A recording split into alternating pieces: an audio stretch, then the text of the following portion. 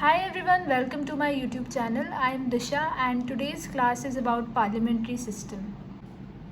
So firstly, the thing that we should know is that parliamentary system is also called as Westminster model.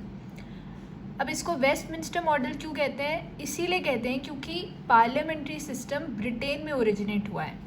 You can see here it is written because of location of the British Parliament where the parliamentary system originated. And हमने जो parliamentary system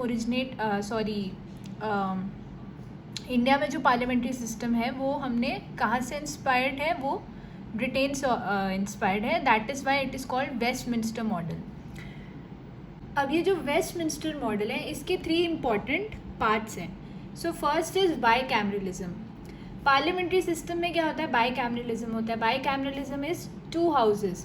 Like in England, there are 2 houses, upper house, lower house. Upper house is known as House of Lords, lower house is known as House of Commons. India में भी there are 2 houses, upper house, lower house. Upper house is Rajya Sabha, lower house is Lok Sabha. Rajya Sabha is also known as Council of States. Lok Sabha is also known as House of People. अब bicameralism तो होता ही है, that is 2 houses, but that's not the end to it. We also have responsible government. Now this is a very important and a very beautiful part of parliamentary system, that executive is responsible to the legislature for its policies and acts. Okay, executive is answerable to the legislature for its policies and acts. So what does that mean? That means that there is legislative supremacy in parliamentary system. As you can see here, यहाँ पे क्या लिखा हुआ है article 75 में, that the Union Council of Ministers shall be collectively responsible to the लोक सभा, और you can say the legislature. So ये क्या बताता है? ये एक पार्लियामेंट्री सिस्टम का थंब रूल है कि जो एग्जीक्यूटिव होगा वो लेजिस्लेचर को रिस्पॉन्सिबल होगा. Then comes a very important point, that is cabinet is the nucleus of power. Now Ivor Jennings said, this was said by Ivor Jennings, that cabinet जो है parliamentary system में, that is the nucleus of power. What does that mean? Nucleus of power का मतलब है कि real decision making power lies with the cabinet. Hence it is also known as cabinet system. Parliamentary system is also known as cabinet system. अब जैसे parliamentary form of government है, parliamentary system है, वैसे एक प्रेसिडेंशियल सिस्टम भी होता है. Parliamentary system हमने कहाँ से लिया है? ब्रिटेन से लिया है. प्रेसिडेंशियल सिस्टम कहाँ पे है? यूएसए में है. सो प्रेसिडेंशियल सिस्टम का क्या है ना, प्रेसिडेंशियल सिस्टम का ये एक बहुत ही इंपॉर्टेंट फीचर है कि वहाँ पे एग्जीक्यूटिव डोमिनेंस है. एग्जीक्यूटिव डोमिनेंस का मतलब है that executive is not responsible to the legislature. Right now हमने ये देखा था कि पार्लियामेंट्री सिस्टम में है responsible government, that is executive is responsible to the legislature for its policies and acts. But presidential form of government में ऐसा नहीं होता है. एग्जीक्यूटिव रिस्पॉन्सिबल नहीं होता है लेजिस्लेचर को. तो पार्लियामेंट्री फॉर्म ऑफ गवर्नमेंट में क्या है? Legislative supremacy. और प्रेसिडेंशियल फॉर्म ऑफ गवर्नमेंट में क्या है? Executive dominance. Now we can see that here it is written, President is the head of the state as well as the head of government. Whereas in parliamentary form of government क्या होता है? President is the head of the state, but who is the head of the government? The head of the government is Prime Minister. मतलब 2 different offices हैं, लेकिन यहाँ पे President he head of the state है as well as head of the government भी President ही है. अब next जो पॉइंट जो हमें समझना चाहिए वो ये है that why did we adopt for parliamentary form of government. क्योंकि हमारे सामने प्रेसिडेंशियल सिस्टम भी है. तो हमारे जो कॉन्स्टिट्यूशन मेकर्स थे उन्होंने प्रेसिडेंशियल सिस्टम को क्यों नहीं चूज़ किया, उन्होंने पार्लियामेंट्री सिस्टम को क्यों चूज़ किया? सो इसके भी इम्पॉर्टेंट पॉइंट्स हैं. First is that familiarity with the system. Familiarity with the system का मतलब है जो ब्रिटिश थे वो हमारे साथ आई गेस 200 ईयर्स और 250 ईयर्स जो भी है, मतलब 200-250 सालों तक वो हमारे साथ थे, उन्होंने हम पे रूल किया. तो कहीं ना कहीं कॉन्स्टिट्यूशन मेकर्स को या पीपल ऑफ इंडिया को एक kind of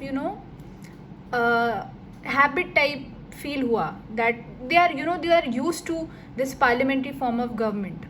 like it is written here, as it had been in operation in India during British rule Why we are familiar with the system? Because it was in operation in India during British rule. Some kind of responsibility has been introduced in the government, in the governance of our country. Our constitutional traditions have become parliamentary.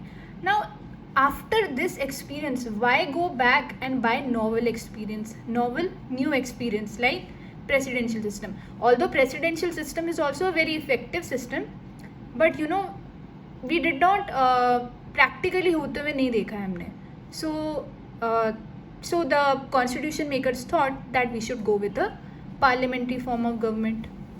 Now you can see the second point is no trust or didn't want to trust one person. So vision of founding fathers at that time, because at that time the country was not stable. So हमारे जो constitution makers थे, independence के time की बात हो रही है. So they felt that presidential system में तो जो सारी power है, जो सारा real decision making power है, because president is the head of the government as well as the head of the state, and he has all the power, plus he is not responsible to the legislature. So our founding fathers or the constitution makers didn't want to take this risk, क्योंकि उस time पे our country was unstable, it was infant kind of thing. So इसीलिए this second point says that no trust or didn't want to trust any one person. फिर third point we have is that preference to more responsibility. Okay, our founding fathers wanted कि दो चीज़ें होनी चाहिए country में. One is responsibility and second is stability. अब अभी ये है कि ऐसा कोई सिस्टम नहीं है, जैसे we have only two systems, presidential and parliamentary. ऐसा अभी कोई सिस्टम नहीं है जिसमें रिस्पॉन्सिबिलिटी भी कम्प्लीटली हो और स्टेबिलिटी भी कम्प्लीटली हो. इसलिए we gave preference to more responsibility, so that is in parliamentary form. So presidential gives more stability and less responsibility, but the British system, that is the parliamentary system, gives more responsibility and less stability. So we went for the second one, that is the parliamentary form. Then fourth point is avoid legislative and executive conflicts. Okay, and the fifth point is nature of Indian society. So Indian society का nature कैसा है? Indian society is very diverse, heterogeneous, and there is a lot of diversity here. So for wide representation to all the sections, interests and regions of the country, we chose the parliamentary form, and this promotes a national spirit and builds a united India. Plus you can see यहाँ पे there is one more point, that is ready alternative government. Okay, sometimes क्या होता है ना कि जो majority ruling party है, let's say for some reason अगर उनका जो कॉन्फिडेंस है या they fall for some reason, so we have another party, that is another political party, that is opposition party, who can form the government immediately. So we don't need any fresh elections. हमारे पास ready है alternative government, and that is the opposition party. So these were the reasons why we opted for the parliamentary form of government. Now comes, as you can see, it is written here prime ministerial. Prime ministerial क्या है? इसके आगे आप देख रहे हो sarcastically लिखा हुआ है. अब ये क्या मतलब है? इसका मतलब ये है कि parliamentary form of system में प्राइम मिनिस्टर का ऑफिस जो है वो gradually it became very powerful, like most important office, very powerful. So prime minister is also known as primus inter pares. Primus inter pares मतलब primus means first, inter pares means among equals. तो first among equals when in terms of council of ministers or you can say cabinet.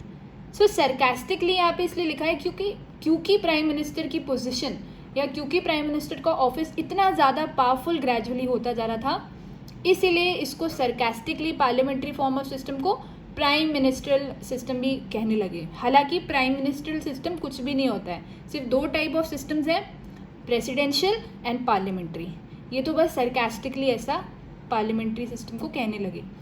So you can see here it is written keystone of cabinet, captain of the ship, moon amongst the stars and etcetera etcetera. मतलब prime minister को बहुत ज़्यादा important माना जा रहा है because of his office. Now we come to the next part, that is features of parliamentary system. So our first feature is real executive and nominal executive. Real executive is the prime minister and nominal executive is the president. अब real executive prime minister है, इनको real executive क्यों कहा जाता है? Why? Because he enjoys the confidence of the house through Union Council of Ministers. You can see here I have written UCOM. UCOM मतलब Union Council of Ministers, short form है. तो union council of ministers are responsible to Lok Sabha. Okay, Lok Sabha is the directly elected house and union council of ministers enjoy the confidence of Lok Sabha. And union council of ministers का head कौन है? Prime minister. So that is why the real power stays with the prime minister and that is why prime minister is called the real executive. So you can see here it is written prime minister, real executive जिनको हम de facto executive भी कहते हैं. Then president is the nominal executive, that is de jure executive. अब nominal executive क्या होता है? Nominal executive is मतलब नॉमिनल का मतलब क्या होता है? Nominal means in the name of, और यू कैन से फॉर्मली, है ना. तो प्रेसिडेंट क्या है? हमारे फॉर्मल आप कह सकते हो एग्जीक्यूटिव है, nominal executive. Have you heard this line? All the work in the government is done in the name of the president, है ना. ये आपने सुना होगा. तो in the name of the president मतलब प्रेसिडेंट मतलब फॉर्मली प्रेसिडेंट के नाम पे हो रहा है. So I told you PM is the head of the government and president is the head of the state. So मतलब क्या है इसका? जो पॉलिसीज़ हैं, जो एक्ट्स हैं, वो मतलब इम्प्लीमेंट कौन कर रहे हैं, एग्जीक्यूट कौन कर रहे हैं? वो कर प्राइम मिनिस्टर रहे हैं, लेकिन उस पर सिग्नेचर किसका होगा? सिग्नेचर प्रेसिडेंट का. So that is the difference between real executive and nominal executive. Now our second point is collective responsibility of the feature of parliamentary system. क्या है? collective responsibility is a very important feature and this is the bedrock principle. Why? Because the council of ministers, they act as a team and they swim and sink together. What does that mean? मतलब जो council of ministers पार में है तो सब पार में है, पूरी team पार में है. लेकिन अगर एक council of minister के against no confidence motion pass होता है, so the entire council of ministers have to resign. So that means they swim and sink together. When they are in power, they are together, and when they resign together. So the Lok Sabha can remove the ministry, the council of ministers, by passing a vote of no confidence. Now we come to our third feature, that is majority party rule. अब majority party rule का ये मतलब है that political party which secures majority seats in Lok Sabha forms the government. Okay, ये तो बहुत simple है. And जो लीडर होते हैं उन पार्टी के, उनको हम अपॉइंट करते हैं as the prime minister. And council of ministers appointed by president on advice of PM. However, when no single party secures majority, a coalition of parties may form the government. So this means कि जो majority party होती है, जो majority मतलब जो भी political party parliament में majority seats secure करती हैं, that becomes the ruling party. And अगर ऐसी कोई पार्टी नहीं है, if there is no single party, then a coalition of parties may form the government. Now our fourth feature is dissolution of lower house. Now this is a very important point. Lok Sabha can be dissolved by the President on recommendation of the Prime Minister, whereas Rajya Sabha is a permanent house. तो राज्य सभा कभी dissolve नहीं होता है, it is a permanent house. But Lok Sabha जो है वो हर एवरी 5 years में मतलब डिसॉल्व हो जाता है. If if there will be no dissolution, the government will lead to despotism. Now what does despotism mean?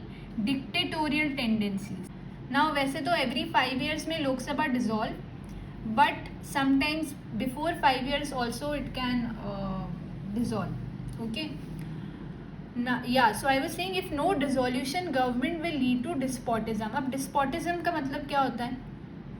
क्या होता है ना, despotism मतलब गवर्नमेंट बन गई राजा. अब वो बोलेंगे कि हम आ गए पावर में, हम सत्ता में हैं, तो हम नहीं जाएंगे. लेकिन you have to go. Why do you have to go? Because जो पीपल हैं, यू हैव टू इलेक्शंस क्यों होते हैं, ये लोअर हाउस क्यों डिजॉल्व होता है? क्योंकि you have to check upon the people again and again that are you still capable कि आपकी वापस गवर्नमेंट बने, आप अभी भी लायक हो कि नहीं हो, are people still in support. So that is why dissolution of lower house is a very important point, और it will lead to despotism. Despotism मतलब वही कि dictatorial tendencies हो जाएंगी. अगर एक ही गवर्नमेंट पार्टी रहेगी और लोअर हाउस डिजॉल्व नहीं होगा तो that will be a problem, right? Now comes our next point, that is political homogeneity. Political homogeneity means that when council of ministers are collectively responsible, they should stay united, they should share same political ideology. Okay, so ऐसा नहीं हो सकता ना कि अगर आप collectively responsible के साथ ये बहुत रिलेटेबल पॉइंट है, क्योंकि काउंसिल ऑफ मिनिस्टर्स कब कलेक्टिवली रिस्पॉन्सिबल रह सकते हैं? जब जो सारे मेंबर्स हैं उस पॉलिटिकल पार्टी के, उनकी आइडियोलॉजी सेम हो. अगर आइडियोलॉजी में डिफरेंस है तो there can be conflicts. Okay, so that is why political homogeneity is also a very important point and this is also a very important feature of parliamentary system. अब जल्दी से जो है हम प्रेसिडेंशियल फॉर्म के साथ इसको कंपेयर कर लेते हैं. Presidential form that is in prevalent in USA, I told you, right? So first point is head of the state and head of the government. They are same. मतलब president is the head of the state as well as he is the head of the government. Okay. Second point is that not responsible to the legislature. Executive is not responsible to the legislature. इसका मतलब है कि executive dominance है. Whereas अभी हमने पढ़ा था parliamentary form में क्या है, legislative supremacy है. Executive is responsible to the legislature. Why? Because executive जो हैं वो executive तो हैं ही, मतलब वो minister तो हैं ही, वो मंत्री तो हैं ही, साथ में वो legislature लोकसभा या राज्यसभा के किसी भी हाउस के मेंबर भी होंगे. So there is a kind of dual membership. Okay, so this is the point. And third point is doctrine of separation of powers. Now there is strict separation of powers in presidential form. So what does that mean? We know that there are 3 organs of government: executive, legislature and judiciary. Executive का क्या काम होता है? Implementation of policies. Okay, legislature का काम क्या होता है? Make laws. जुडिशरी का काम क्या होता है? Implement laws. ओके, बट यहाँ पे ये तो पता ही है, बट यहाँ पे इम्पोर्टेंट क्या है? Only word. ओनली मतलब कि लेजिस्लेचर ओनली लॉज बनाएगा, एग्जीक्यूटिव ओनली उन लॉज को इम्प्लीमेंट करेगा, और जुडिशरी ओनली इंटरप्रेट करेगा. मतलब कोई एक दूसरे के काम में इंटरफेयर नहीं कर सकता. There is a strict doctrine, there is a strict separation of powers. But in India में क्या है? India is a kind of अभी I give you the example of dual membership, जहाँ पे executive is a part of legislature. So what is there? There is a kind of fusion of powers. अब ये हमारा last part है, that is criticism about criticism of parliamentary system. Okay, so now we come to the criticism part. First criticism is that the process is very slow.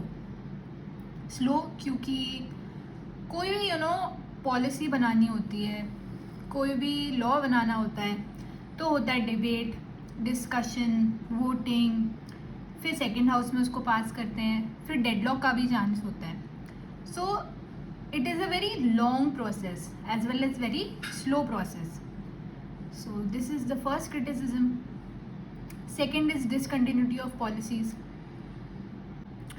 Discontinuity of policies means अभी I told you that the process is very slow and long and कभी कभी bill pending होता है या lapse हो जाते हैं because of any reason.